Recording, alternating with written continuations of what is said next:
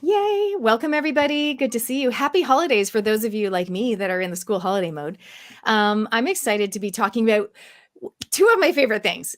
Confidence and speaking today with one of my favorite people, my awesome friend Cath Vincent, who we've been friends for probably 8 years or more. We're going to be talking about, ironically, how to be confident when you speak. Cath is a motivational speaker and a business consultant and a great friend. How are you, Cath? Hey, doing great, Nat. Lovely to be here. I know, it's so exciting.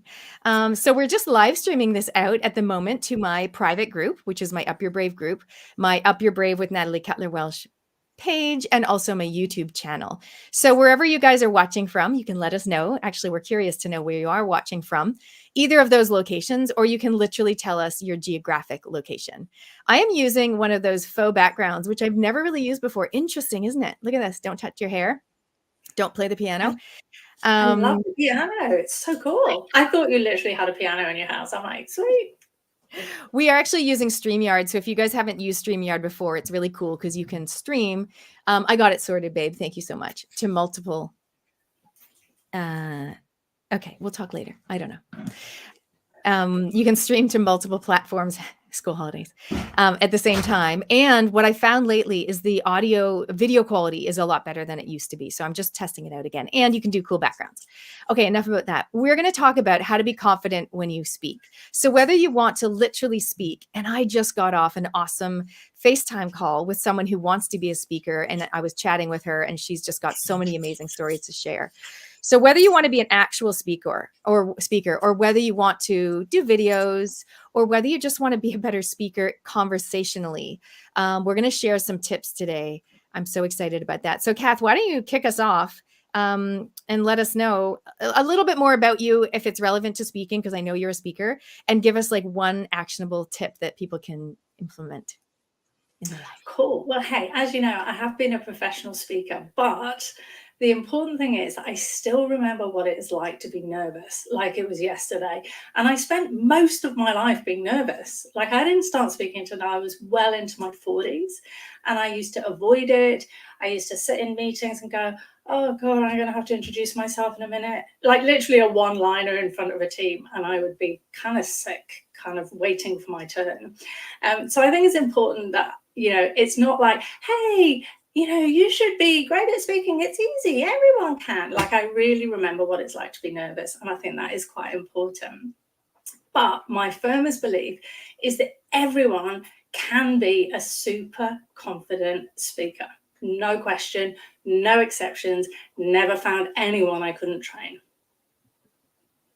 Now, I love that. I think that gives people a lot of hope. Comment in the chat box if you're listening to this live or later. If you're excited about that, I think that's great.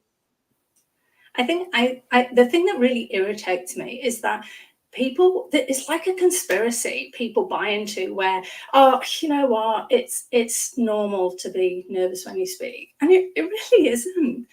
It's normalized, but it's not a natural phenomenon.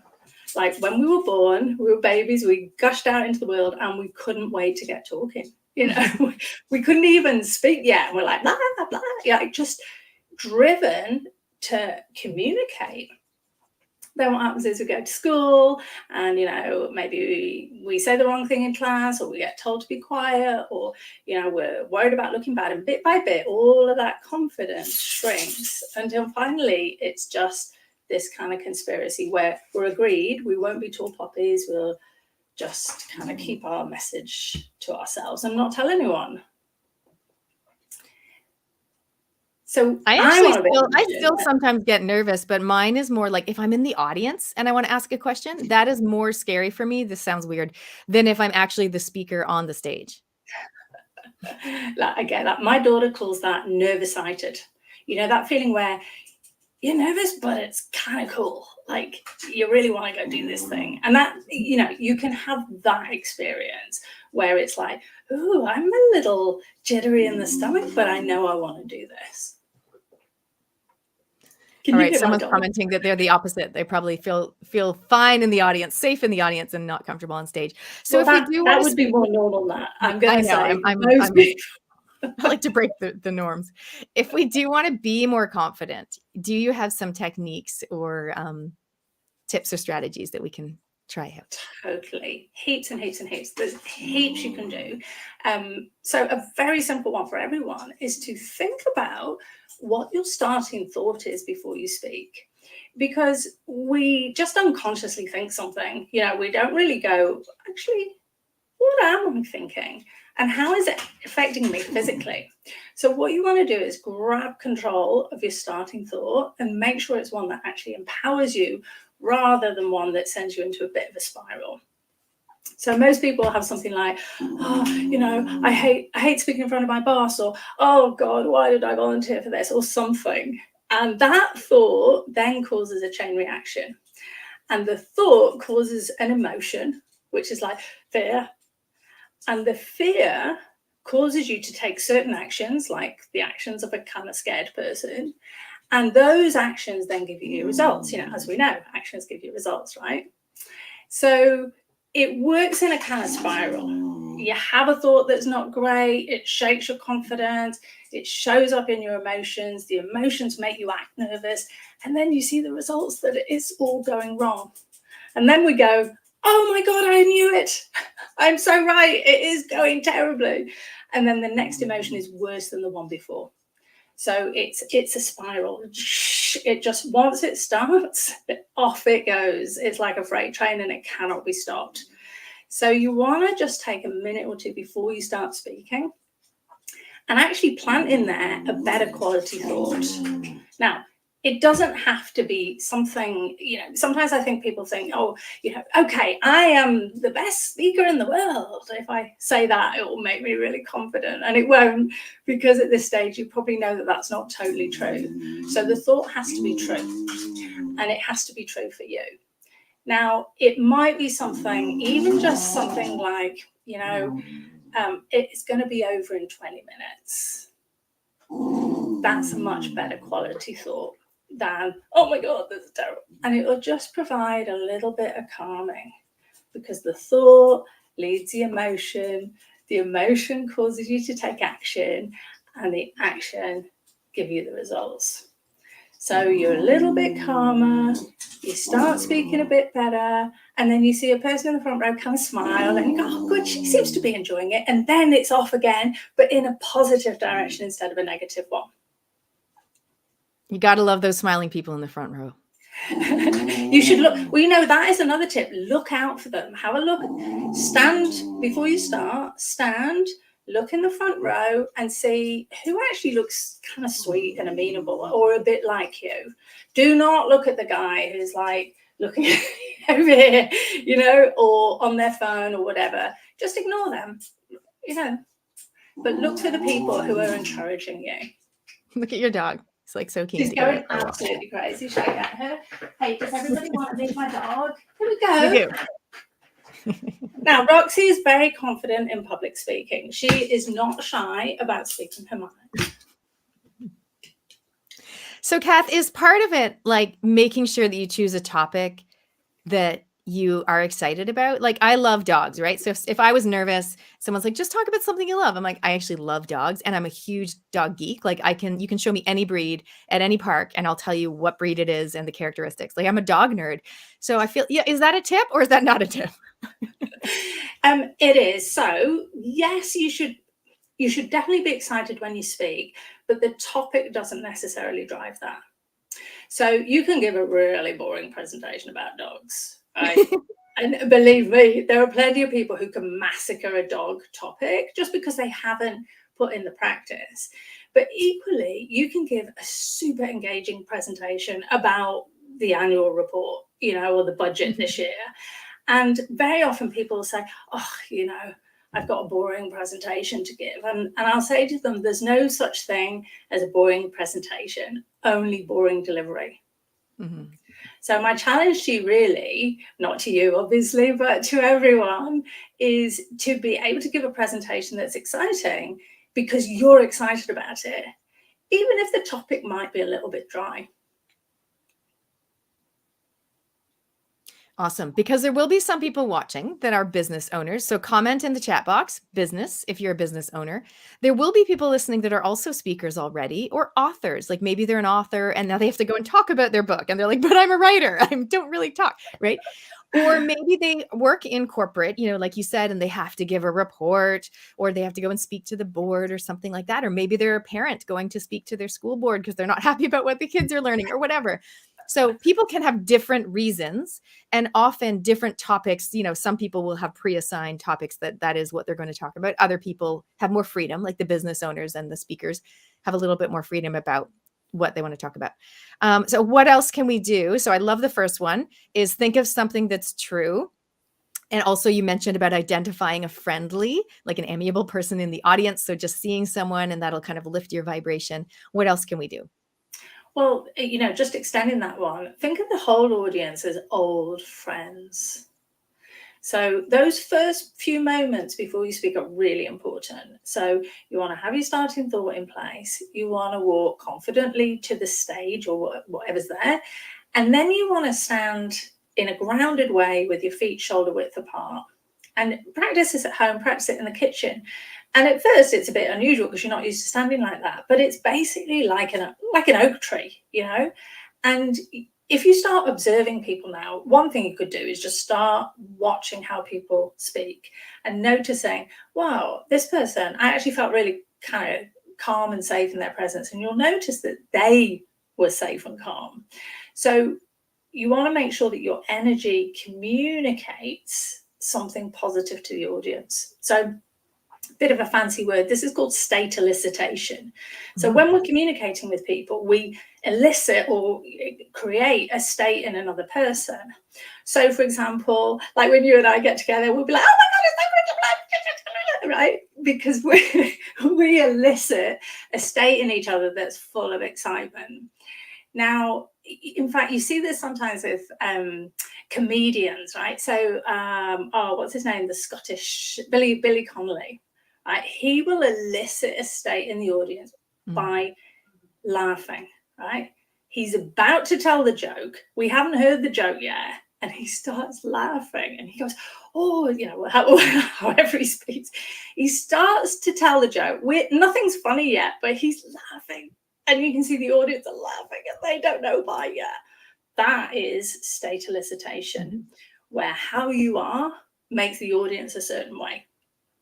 So you want to watch for that and you want to inject in yourself a little bit of excitement and then you'll impart that to the audience. So on that note, that reminds me one time I was speaking, this is 6 years ago at this international conference.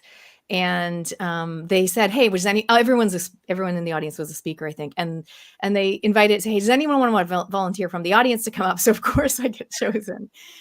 And I had to just demonstrate something and start talking about my talk. And literally I'm standing there, my legs are crossed.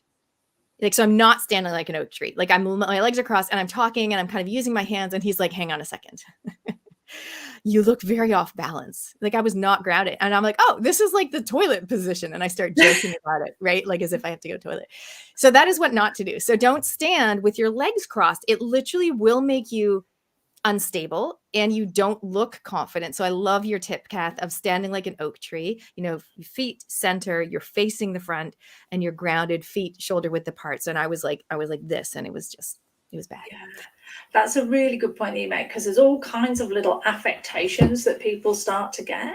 And, very often men will cross their hands in front of their private parts and it is very distracting. And women sometimes will cross their arms under the bust. So you don't want to draw attention to any body parts. That's a no-no. And you want to make sure that it sounds obvious, but you want to make sure that your clothing is comfortable, because otherwise you do find yourself going, oh goodness, about your collar or something not quite right. So you want to avoid any of that fiddling that betrays you really as, lacking in confidence. Basically, it leaks out. Anything that's not quite right leaks out. So a lot of what we do is we start to program into people how it feels to be confident so they can keep running that pattern. That's basically it. I love it. And a lot of it is, you mentioned the P word, which is practice. But there's nothing like practicing in front of actual people. Yeah. but a Yeah, safe audience. some people will be like, oh, practice in front of the mirror. But I mean, honestly, you're never going to be looking right at yourself. That would be terrifying.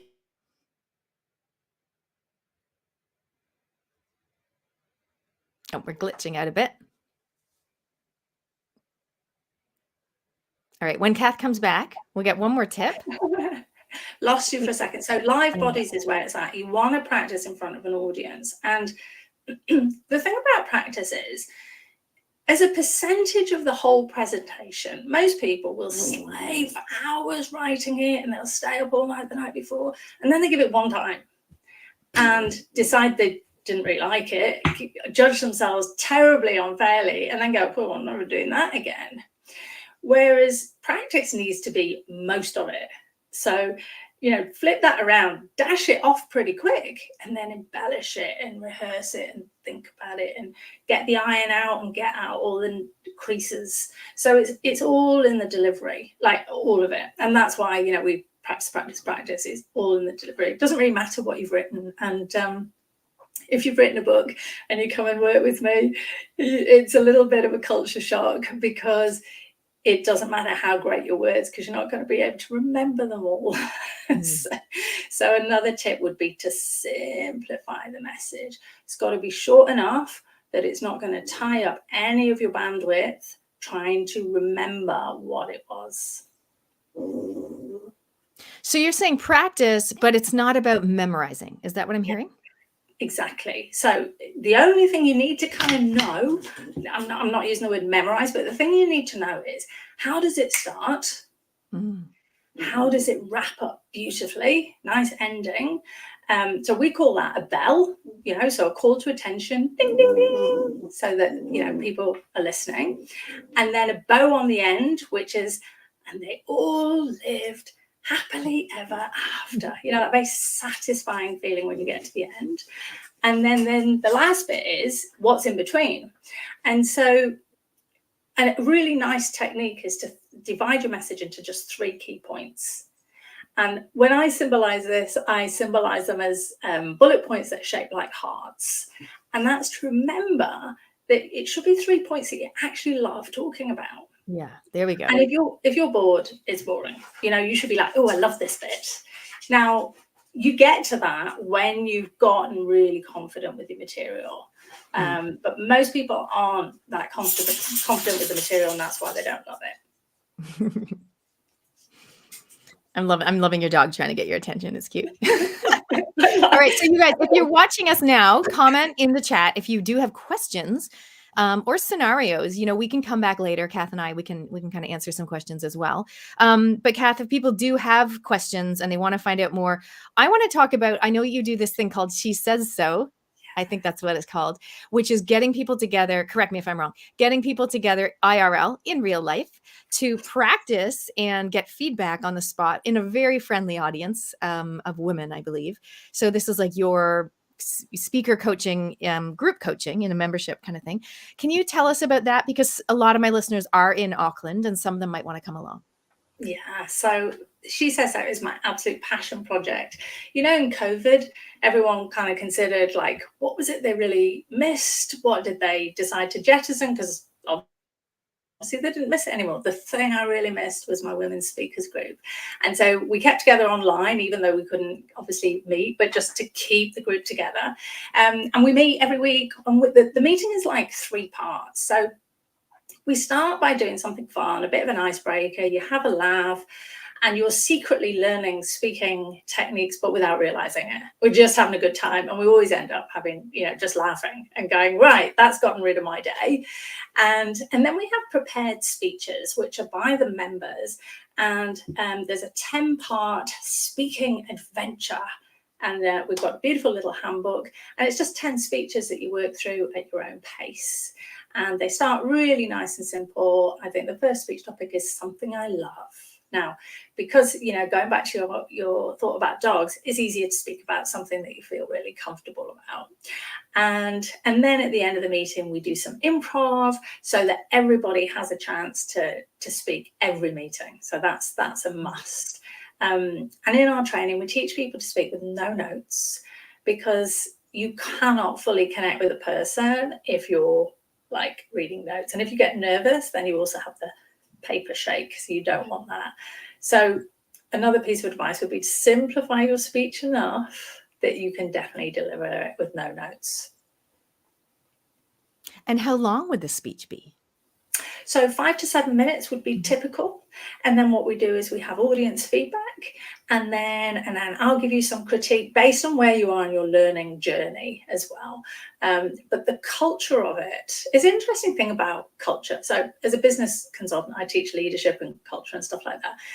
And the best cultures are actually like generated. They just arrive that way. So I can't fully take credit for the culture She Said So. Like, I'm really proud of it. You could not get more generous and supportive women all in one place.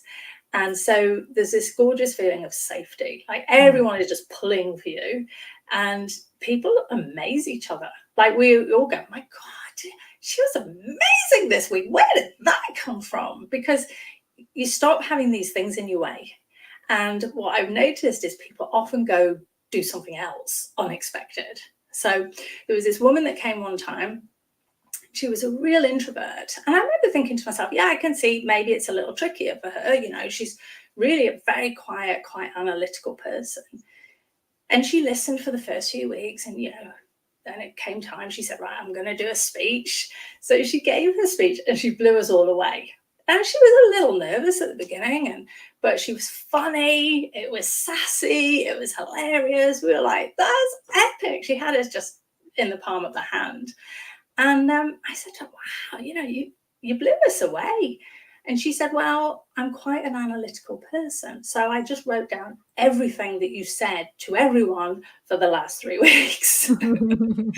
So, you know, everyone's got superpowers that really make them like just shine in certain areas. And what we do in the group is you get your own superpower, but you also go, wow, maybe I could be a bit more expressive like her, or maybe I could borrow her style or sense of humor, or I love the way she stands. That looked really confident. So we all borrow from each other, and basically just get shinier and shinier. I love it. All right. So if you guys are listening, if you're in Auckland, you can find out about that. And I'll ask you in a second, Cath, and I'll put the link above or below somewhere. But even if you're not in Auckland, just taking on board some of these tips from today, and maybe writing yourself a 7-minute speech, you know, these little mini speeches that you do, and like a little 7-minute speech, and finding one person, one friendly in your life to practice to. So don't practice alone. Find someone you can practice to. Ideally, I would say in real life. If you're planning to speak in real life, if you're planning to speak on a Zoom call, or then, yeah, you can do a Zoom call with a friend and you can do it on digital, but take Cath's tip and try not to like have notes. Try to just have it. And it's not memorized. It's not notes. It's in your heart. And you've got the 3 heart key points, bullet points shaped like hearts, to guide you on your merry way. And you've got your bell at the start and your bow at the end. I love all that, Cath. Where can people find out more about you? And also, if they want to come to She Says So, how do they make that happen? So find me at cathvincent.com, and all the She Says So info is on there as well. It's every 2 weeks on a Wednesday. And the next one is is this going to date the interview if I say a year? This is going to go viral, so whatever. But it's every second Wednesday, and we've got one coming up tomorrow, the 5th. And what give us the time of day, because that'll be critical. 6 p.m. till 7:30 p.m., which is great because it's not a big commitment. It's not like, oh, I've got to go to this thing all night. It's a small commitment, and you still get to go home and do dinner and, you know, kids, or, you know, whatever else, or study or career, all the other things that you're doing with your free time on top. I love that. So good. And you guys know I've got my networking club on a Wednesday, down at the beach. So people can easily do both, because mine is in the daytime and yours is in the evening. So that's awesome, Cath. Thank you for your tips today. You know, I've been speaking for many years, many, like 15 or so. And you can always learn more. You can always get better. You can always try new things. Like, I'm a big fan of, I'm just going to try this new story or this new opening, this new bell that I've never done before. I'm just going to try it out on this audience. So you can always learn more. And I love listening to other people's styles. Like you said, you can pick up little tips, and it's really fun to see people succeed and to see people improve and speak with confidence. Yeah. And really analyzing other people, being in the audience and going, okay, oh, I love this speaker. Oh, but why though? What is it?